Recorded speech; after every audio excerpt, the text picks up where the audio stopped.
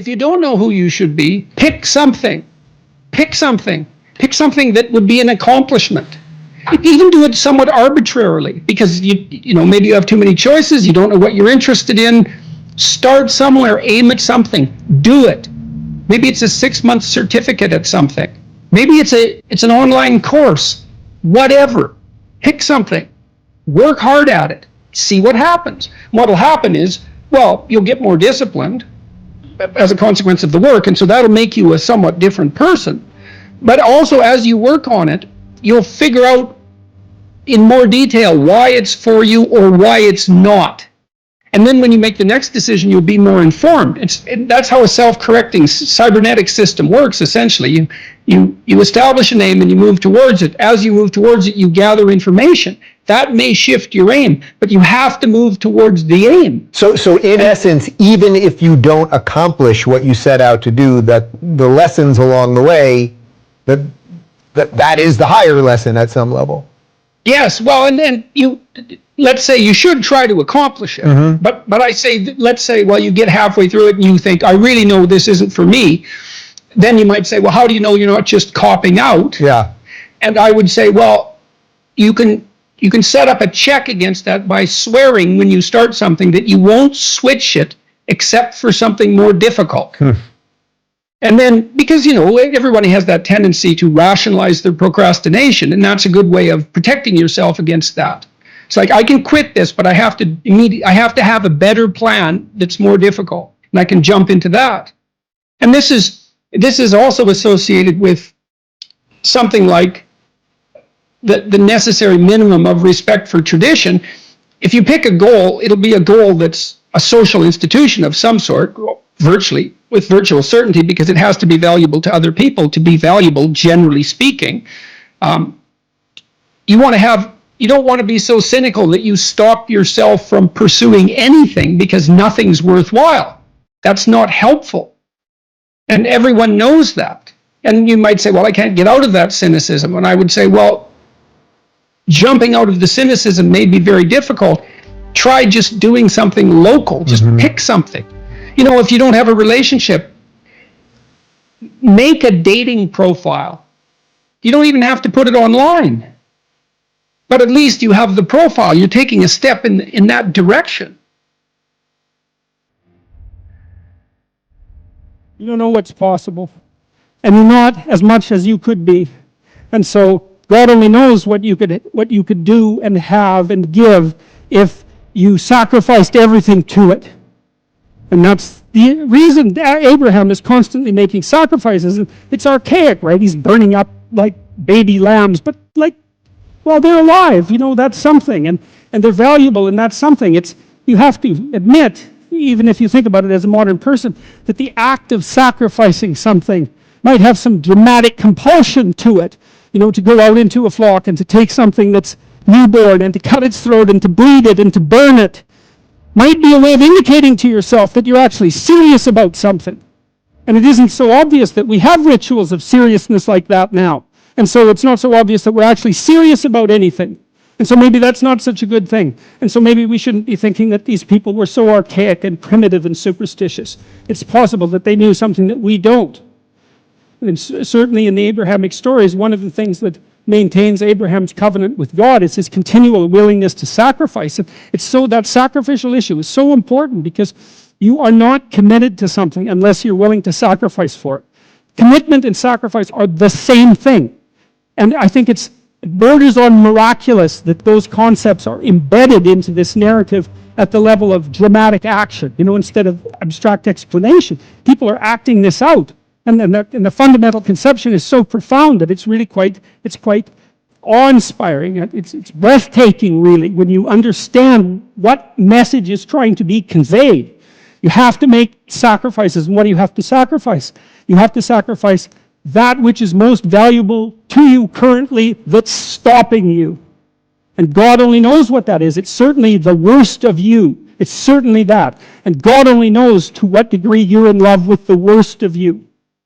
So you move from the unbearable present to the ideal future. And And you can't help that. You have to live in a structure like that. That's your house. That's another way of thinking about it. And if you want to get your house in order, and if you want it to be a place that you can live properly, then you have to plan the future that is perfect. And then I think, well, what does that mean? And it means it's good for you, right? And one of the things that I do all the time with my clinical and consulting clients is try to figure out what would be good for them. But we do more than that. We try to think, okay, well, how can we set this up so it's really good for you, and that all the side consequences of that are things that are good for other people? And so, because people are often also timid about trying to get something that's good for themselves because they feel that it's selfish or that they don't deserve it. So we set it up so that, well, look, we're going to set it up so that it's plainly obvious that this will not harm the structure of the universe. For you to have what you need and to do it in a way that's of benefit to other people. There's no downside to that. And so it's okay. It's okay if you reach out and take that. And one of the things that's interesting about the biblical stories, the Abrahamic stories as well, is that God doesn't really seem to be opposed to the success of the people that he's chosen. You know, what happens to them is as they progress through their journey is they get larger flocks, and they get more authority, and they get life more abundant. That's what happens. God doesn't seem to be a miser in the Old Testament. It's like if you put in the effort and you accept the covenant and you make the sacrifices, then you get to be successful, and maybe successful beyond your wildest dreams.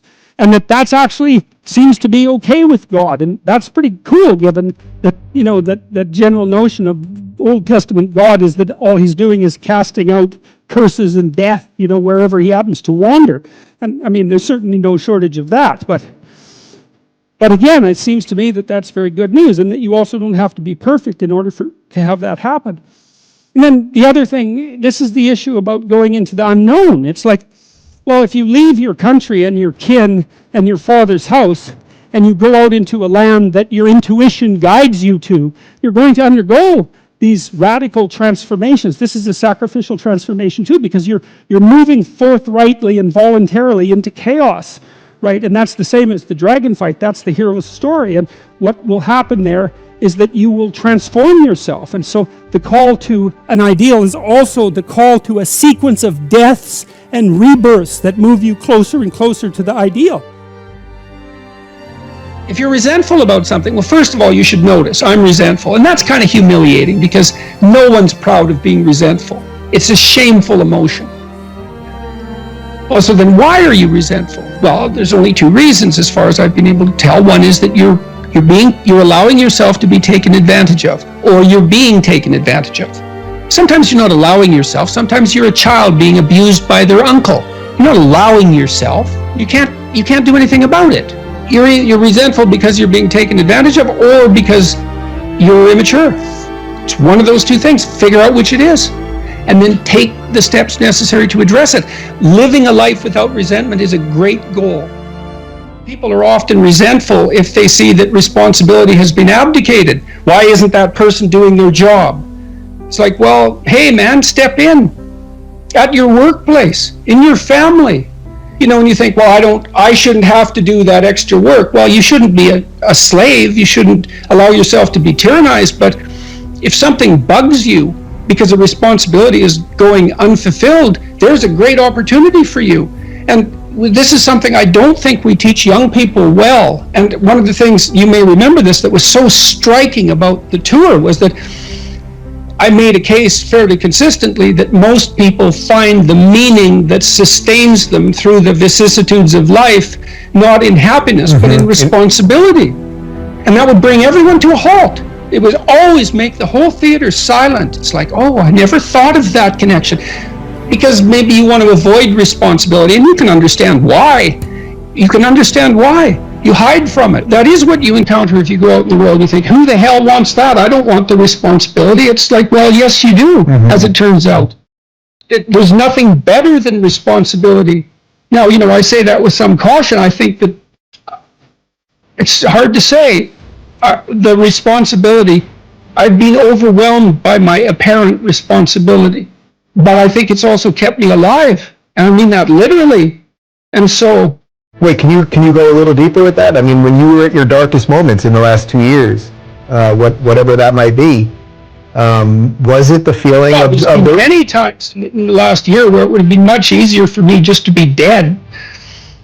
That's constant. So, but no.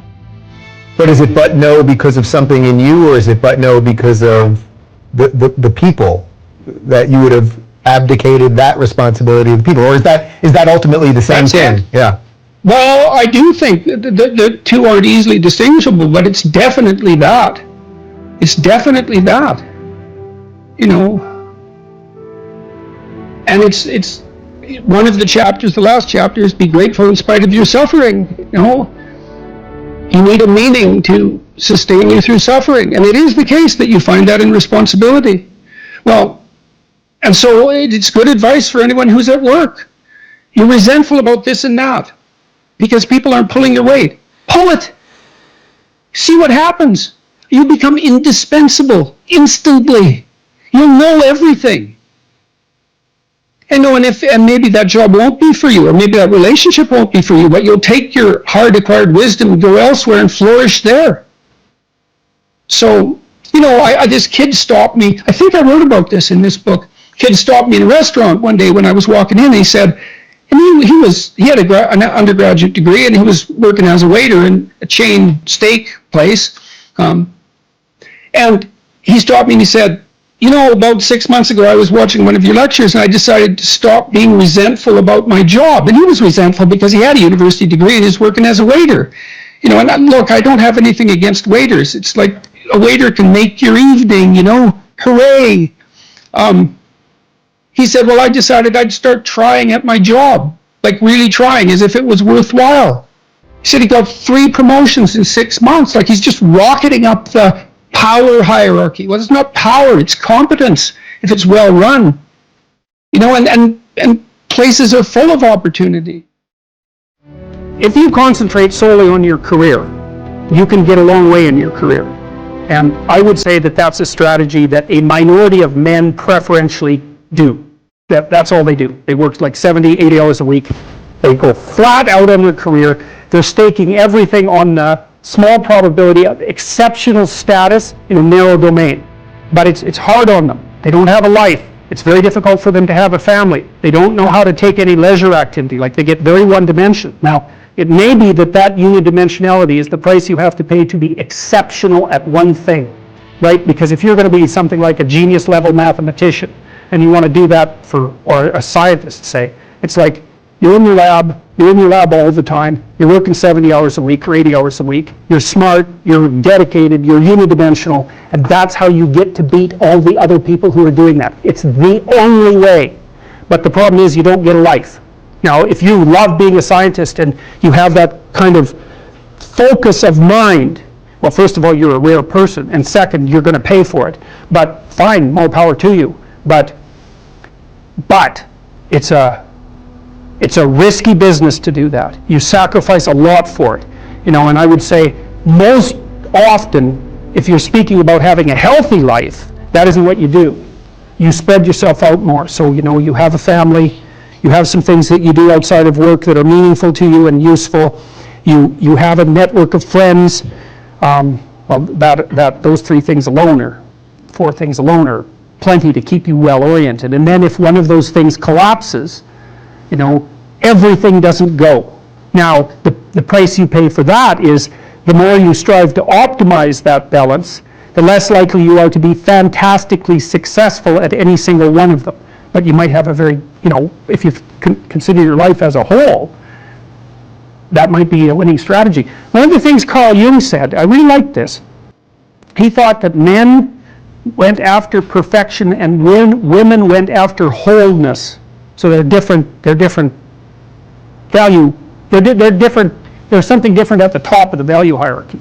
So perfection would be stake it all on one thing and look for radical success. Not that all men do that, because they don't, but we're talking about extremes, at least with regards to the men that do that. The wholeness idea is more like, well, I want one thing in my life to be 150%, or I want 5 things in my life to be 80%. Well, there's a lot more richness in a life where you have 5 things operating at 80%, but you're not operating at any of them at 150%. So, and I really believe this because I've watched men and women go through their careers now for a long period of time, and one of the things there's lots of things that produce this, but one of the things that I've noticed is that mostly women in their 30s bail out of unidimensional careers. They won't do them. They won't put in the 80 hours a week that they would have to put in order to dominate that particular area. And it isn't, the reason that they won't do it is because they decide it's not worth it. And they wonder, because why would that be worth it? You have to ask yourself that. It's like, well, you want to be an outstanding scientist. It's like, okay, really, that's what you want? Because that means that's what you do. Because you're competing with other people. You know, they're smart, they're hardworking, and if you want to be at the top, you have to be smarter and work harder than any of them. And working hard means working long hours. I mean, it also means working diligently, but in the final analysis, it's also an additive issue. If I'm smart and hardworking and I can crank out for 70 hours a week, and you do it for 30, it's like, in 2 years, I'm so far ahead of you, you will never, ever catch up. So that's an interesting thing. Well, so let's say you go over your past with a fine-tooth comb and you decide you're going to take responsibility for everything that you did that was wrong and everything that you failed to do that you could have done that was right. It's like, does that change the world? It's like, depends on how thoroughly you do it. You might say it changes the world like nothing else possibly can. And I think that that's actually right. You have to allow yourself a certain latitude for error. And that's a useful thing to know too. One of the things I tell people when they're trying to develop a vision for their life or an implementable plan is make a bad plan. Like, make the best one you can, but don't get obsessive about it. It's like, make a plan, implement it. You'll figure out when you implement it why it's stupid. Exactly. And then you can fix it a little bit. Make a damn schedule and stick to it. Okay, so what's the rule with the schedule? It's not a bloody prison. That's the first thing that people do wrong. They say, well, I don't like to follow a schedule. It's like, well, what kind of schedule are you setting up? Well, I have to do this, then I have to do this, then I have to do this, you know, and then I just go play video games, because who wants to do all these things that I have to do? It's like, wrong. Set the damn schedule up so that you have the day you want. That's the trick. It's like, okay, I've got tomorrow. If I was going to set it up so it was the best possible day I could have, practically speaking, what would it look like? Well, then you schedule that. And obviously there's a bit of responsibility that's going to go along with that, because if you have any sense, one of the things that you're going to insist upon is that at the end of the day, you're not in worse shape than you were than at the beginning of the day, right? Because that's a stupid day.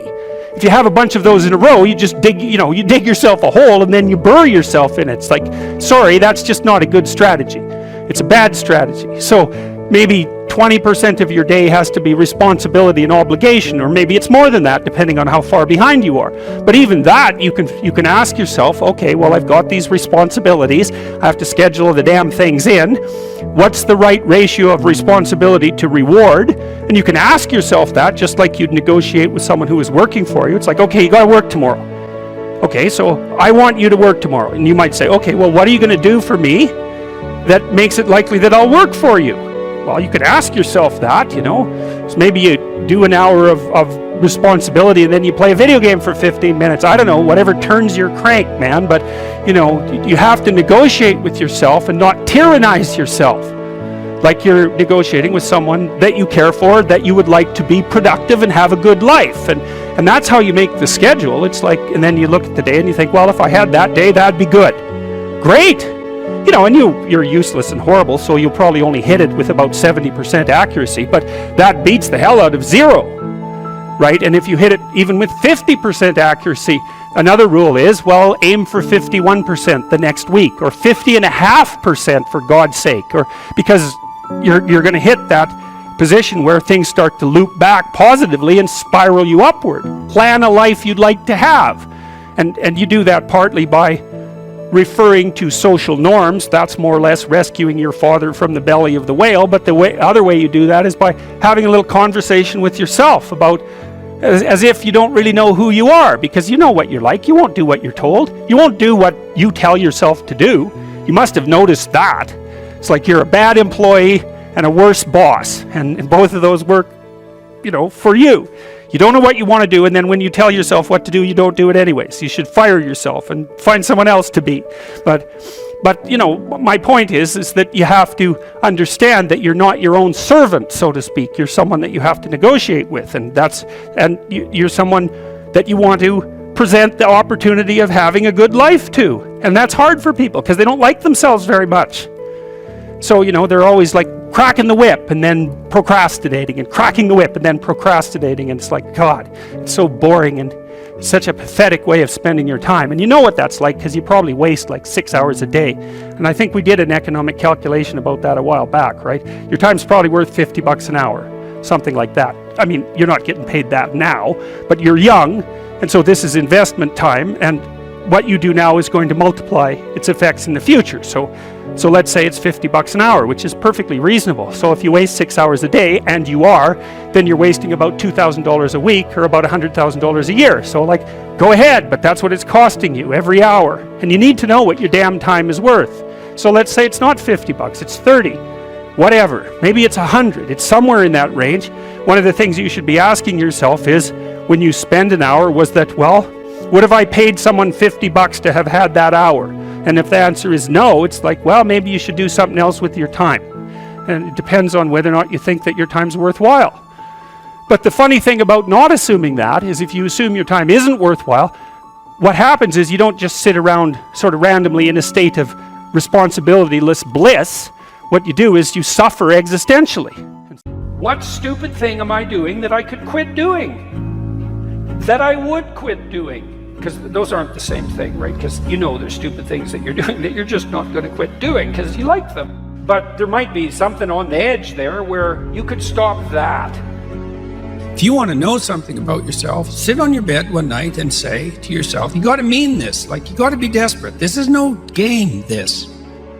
My life is not everything I want it to be, and perhaps it's not everything that I need it to be. And by need, I mean my life is so unbearable that the suffering that's attendant upon that is make me nihilistic, cynical, bitter, resentful, driving the proclivity to see evil everywhere except within my own heart. Like, these are problems, man. And you ask yourself, you sit on the bed and say, okay, man, I'm ready to learn something. What's one thing I'm doing wrong that I know I'm doing wrong, that I could fix, that I would fix? It's like, you meditate on that, you'll get an answer. And it won't be one you want, but it'll be the necessary one. You know, and it's often something that will point you to small things. Like, that works. You start making those micro improvements, like real micro improvements, real on the ground, actual micro improvements to things you know that are wrong, you'll improve unbelievably rapidly. Regulate your habits.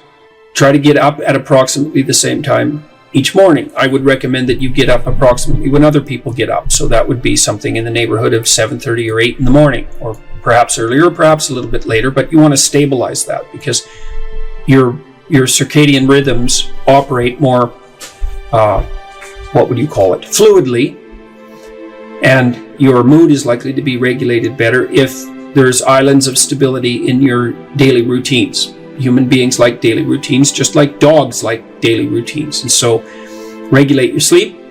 I would say when you get up in the morning, eat breakfast. That's a really important thing to do. I can't tell you how many people I've treated in my clinical practice whose proclivity for emotional instability and depression, anxiety, general hopelessness, emotional pain and gloom and doom, as well as capacity to concentrate, were properly regulated or inhibited or reduced by merely ensuring that they ate I would say a protein and fat rich breakfast relatively soon after they wake up. And that's especially true if they're stressed. And as it turns out that if you stress yourself after a fast, which is of course what you've undertaken if you haven't eaten since the night before, that your body produces enough insulin to deplete the sugar in your blood. And then it's very difficult for you to become regulated properly with regards to your metabolism until you sleep again. And so it can be regulating your sleep, and your breakfast eating habits in particular can be in a very effective way of regulating your mood and increasing your capacity to concentrate. The other thing I would say is that scheduling your time is also extraordinarily useful. And so I can tell you a little bit about how to use schedules effectively. You should develop a long-term plan. Right? So you have to set up your long-term vision. And then I would say, once you set up that vision so that you know how to orient yourself, then you should start designing your days. And you can do that very effectively with a calendar like Google Calendar. Many people say, well, I hate using a schedule, or I hate using a calendar. What you're doing is using the calendar as an external tyrant that's telling you what you should do if you were going to be a conventionally good person each day. So you load yourself up with arbitrary responsibilities. But that's not really how you should use a schedule. What you should use a schedule to do is to design the day that you would most like to have. And obviously that's going to include accepting some responsibility and undertaking to make progress on those things that you have to make progress on to keep your life from collapsing into chaos. But it should also mean that you schedule in activities that make you actually want to have that day. And so if you're using a schedule properly, that it can be your friend. And that can also be something that can increase your capacity to concentrate. And then I would say, well, if you're very scattered, then you can start to train yourself. You might say, well, I need to learn to read without distraction. So maybe what you do, you say, okay, well, for the next week, I'm going to read 10 minutes a day, and I'm going to try to limit the distractions. And if you're successful at that, then you could try 12 minutes a day. And if you're successful at that, you could try 15 minutes a day. And the trick is to set a goal for yourself that is slightly beyond your current level of performance, enough to be challenging, enough to be worthwhile if you accomplished, but not so difficult that you're likely to fail. And then practice incrementally, day by day, trying to inculcate the habits that you want to inculcate. And assume that it'll take you a number of months or even a number of years in order to become very fluent at the habit. The important thing is to start improving incrementally, because incremental improvement pays off like compound interest.